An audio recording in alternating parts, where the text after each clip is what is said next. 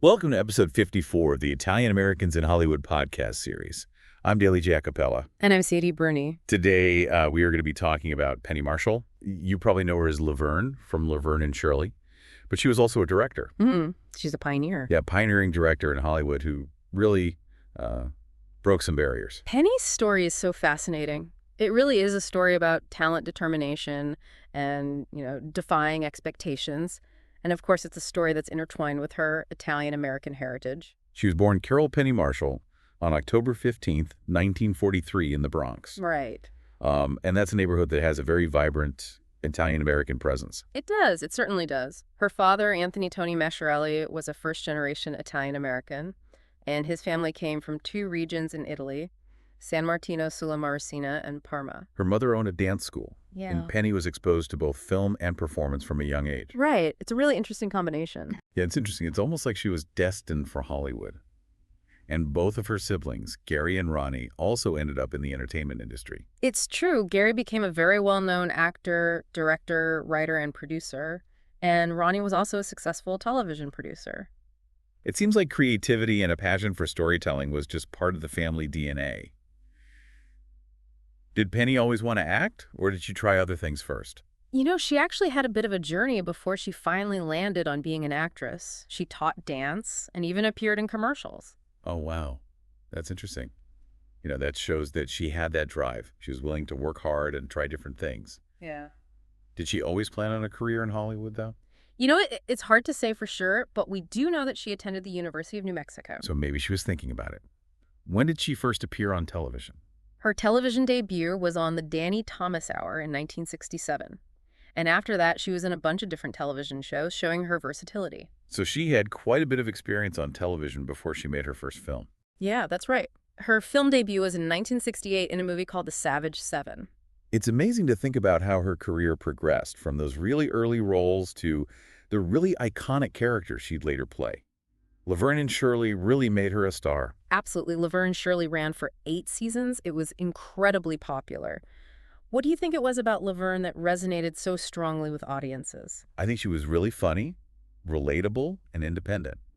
And I think that really appealed to people who were looking for something different from the typical female characters on television at that time. That's a great point. Laverne was a working-class woman who didn't need a man to define her. She was her own person, and I think that was refreshing for a lot of people. The chemistry between Penny and Cindy Williams, who played Shirley, was also just fantastic. It really was. They were like a comedic duo, Yeah. They brought laughter into homes across America. But Laverne and Shirley was just one chapter in her story. It was her move behind the camera that really cemented her legacy. You're right. It's fascinating how she transitioned from being in front of the camera to directing. Do you think she always wanted to direct? It's possible. With her father being a director, she probably grew up around filmmaking. Right. And she actually started directing while she was still working on Laverne and Shirley. She directed several episodes of the show. That makes sense. It gave her the chance to kind of learn the ropes and hone her craft before she moved on to feature films. Please like, subscribe, and turn on notifications. Also, check out this fantastic cookbook by Italian Nadia Caterina Muno. The link is in the video description. So what was her first feature film? Her directorial debut was Jumpin' Jack Flash in 1986. Right. It was a comedy starring Whoopi Goldberg. I remember enjoying that movie. It was a fun, action-packed comedy that really showed Penny's ability to tell a story visually. Her next film, Big, was a huge success. It Was Big, starring Tom Hanks, was a box office hit, and it made history as the first film directed by a woman to earn over $100 million. That's an incredible achievement. She really proved that women could direct blockbuster films. She did. And Big wasn't a one-time thing. She followed it up with Awakening, starring Robert De Niro and Robin Williams. Awakenings was critically acclaimed, and it earned Penny an Academy Award nomination for Best Director. It's amazing how she was able to kind of shift gears from comedies to these more serious dramas. She had a real knack for telling stories that connected with audiences on an emotional level. She directed a number of other notable films, including A League of Their Own Renaissance Man, The Preacher's Wife, and Riding in Cars with Boys. She really had such a diverse filmography. She wasn't afraid to try different genres and tell all different kinds of stories. And it's clear that she had a gift for working with actors. Think about all the incredible performances that she was able to get out of Tom Hanks, Robert De Niro, Robin Williams, Gina Davis Madonna. So many others. It's incredible. She was able to bring out the best in her actors, and that's really one of the hallmarks of a great director. Her impact on Hollywood is undeniable. She really opened doors for so many women who came after her.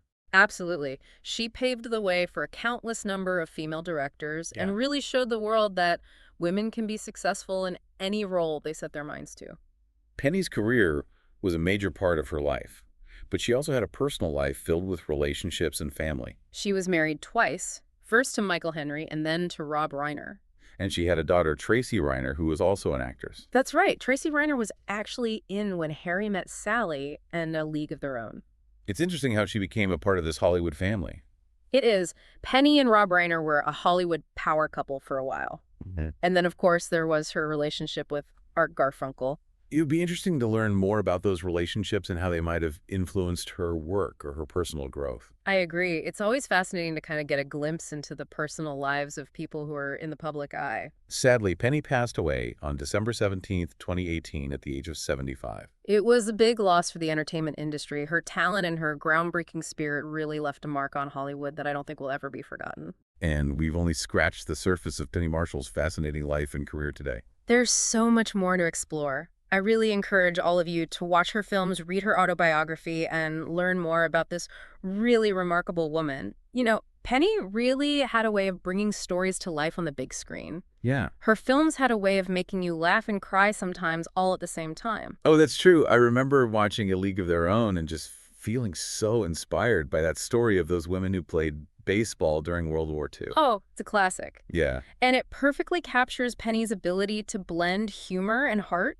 The scene where Tom Hanks's character, Jimmy Duggan, gives that pep talk to the team is just hilarious and also moving at the same time. It's a great scene. And it really shows how Penny could find that humor even in these challenging situations. Exactly. And that's, I think, what made her such a successful director. She understood that life is full of joy and sorrow, and her films really reflected that reality. She also had a real knack for choosing projects that resonated with audiences. Mm. From the fun of big to the emotional depth of awakenings, she tackled such a wide range of subjects. Yeah, and she did it with this sensitivity and this real insight. Yeah, and she never lost sight of the importance of representation. Yeah. I mean, in A League of Their Own, she really brought the story of these forgotten female athletes to light. Right, and she showcases their talent, their determination. It's a really powerful film that celebrates female empowerment and just the importance of following your dreams no matter the obstacles. It's a reminder that history is full of these untold stories that are just waiting to be discovered.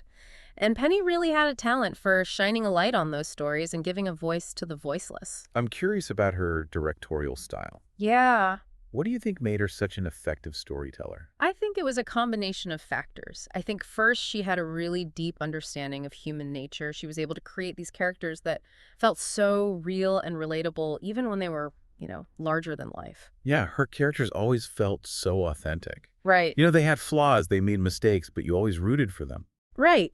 She wasn't afraid to show the messy, complicated side of humanity, and she did it with a sense of humor and compassion that made her films so enjoyable to watch. She also had a great eye for detail. She paid attention to all the little things that really brought her stories to life, from the costumes and the sets to the music and the way she framed her shots. Her films were visually stunning. Hmm. She had a way of creating these immersive worlds that really drew you in and made you feel like you were a part of the story. It's clear she had a passion for filmmaking, and that passion really came through in every frame of her movies. She was a true artist who approached her craft with such dedication and a desire to create something special. And she did. Hmm. Her films have left a lasting legacy, and they continue to inspire and entertain audiences to this day. Absolutely. Penny's impact on Hollywood is undeniable. She paved the way for countless other women who wanted to work behind the camera, and she showed the world that women can be just as successful as men in any field. She was a pioneer, a trailblazer, and a true icon. Her story is a reminder that anything is possible if you have the talent, the drive, and the courage to pursue your dreams. And she did it all with a smile on her face and a twinkle in her eye. Now, before we move on from Penny's work as a director, I wanted to go back to something that we touched on earlier, her Italian-American heritage. Right. You're right. We talked about her father's family coming from Italy, but we haven't really explored how that heritage might have influenced her work. It's an interesting question. While there isn't a lot of information available about how Penny specifically identified with her Italian heritage, I do think that there are some clues in her films. Oh, like what? Well, for one thing, her films often feature these strong, independent female characters, which is a common theme in Italian-American culture. Oh, that's a good point. Think about Laverne DeFazio. Yeah, She was a working-class woman who wasn't afraid to speak her mind or stand up for what she believed in. exactly. And that same spirit can be seen in so many of the other female characters that Penny created, from Dottie Hinson in A League of Their Own to Beverly D'Onofrio in Riding in Cars with Boys. Those women were all fighters. They were resilient, they were resourceful, and they were determined to make their own way in the world. And I think that really resonates with a lot of Italian Americans. Yeah. We come from a culture that values family, hard work, and perseverance. It's about having a strong sense of identity and community. And I also think that Penny's films often explore themes of family and belonging, which are so central to the Italian-American experience. Yeah, you can see that in Big, where the main character, Josh Baskin, longs to return to the innocence and simplicity of childhood, a time when family and community were everything. And in A League of Their Own, the bond between the sisters Dottie and Kit is at the heart of the film. It's a complex dynamic that really reflects the reality of many sibling relationships, especially in those close-knit families. Of course, these are just observations, and it's impossible to say for sure how much Penny's Italian-American heritage consciously influenced her work.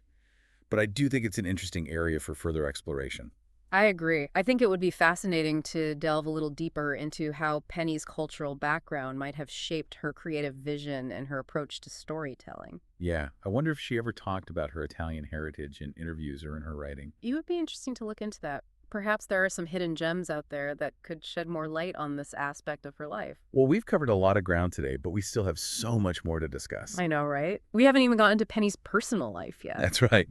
We've talked about her marriages and her daughter, but there's so much more to explore about her relationships, her friendships, and the people who shaped her life. I think it's important to remember that Penny was more than just a director or an actress. She was a complex, multifaceted individual with a really rich and interesting life story. Exactly.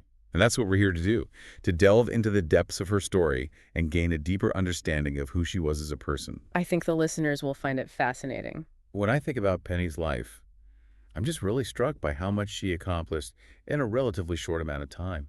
It's true. She really did. She had this incredible energy and drive that seemed to propel her forward. From those early days on television to her groundbreaking work as a director, she just embraced challenges and pushed boundaries. Yeah, she never let anything hold her back. She really was a force of nature. And she did it all with this infectious sense of humor and genuine warmth. Oh, absolutely. She had this way of making you feel like you were part of the joke, like you were in on the fun with her. And I think that's why her films resonated with so many people. They weren't just entertainment, they were experiences. They made you laugh, they made you think, and they definitely made you feel something. Speaking of feelings, I'm curious to hear more about Penny's personal life. Well, her first marriage to Michael Henry, it only lasted 3 years, but it produced her only child, Tracy Reiner. It's interesting how Tracy followed in her mother's footsteps and also became an actress. Yeah, she did. She even appeared in a couple of Penny's films, including A League of Their Own. Penny's second marriage to Rob Reiner was a little more high profile. They were both major figures in Hollywood. Yeah, they were a power couple, and they seemed to have a lot of mutual respect and admiration for each other. Their marriage lasted 10 years, Yeah. which is a pretty good run by Hollywood standards. It is. And even after they divorced, they remained friends and continued to collaborate professionally. That says a lot about their character. It does. They were both mature and grounded individuals who understood that sometimes relationships evolve. And then there was her relationship with Art Garfunkel.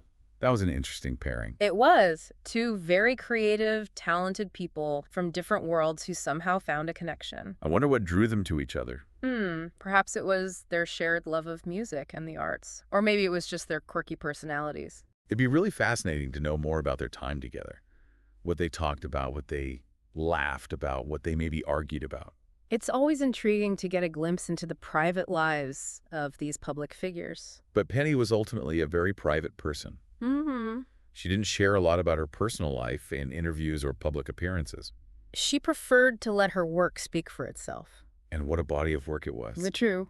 She left behind a legacy that will continue to inspire and entertain for generations to come. I think her films are timeless classics that capture the human spirit in all its complexity and its beauty.